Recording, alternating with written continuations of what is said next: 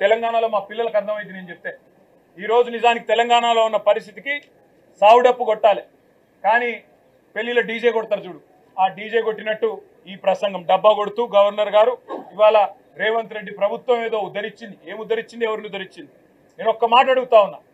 దావోస్లో 1,79,000 కోట్ల ఇన్వెస్ట్మెంట్లు అని గవర్నర్ గారు నోటెంబడం మళ్ళొక్కసారి పచ్చి అబద్ధం చెప్పించారు.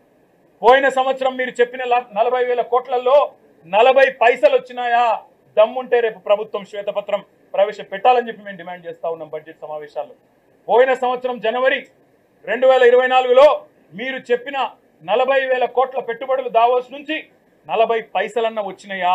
దమ్ముంటే, ముఖ్యమంత్రికి చిత్తశుద్ధి ఉంటే ప్రవేశపెట్టండి శ్వేతపత్రం. మీ అన్నదమ్ములతో మీరు కుదుర్చుకున్న కాంట్రాక్టులు కాదు. స్వచ్ఛ బయో అనే కంపెనీ పెట్టి అనుముల జగదీష్ రెడ్డి అని రేవంత్ రెడ్డి గారి సోదరుడే 1000 కోట్ల పెట్టుబడి పెడుతున్నట్టు బిల్డప్లు ఇవ్వడం కాదు ఇవాళ పెట్టుబడులు తేవడం అంటే.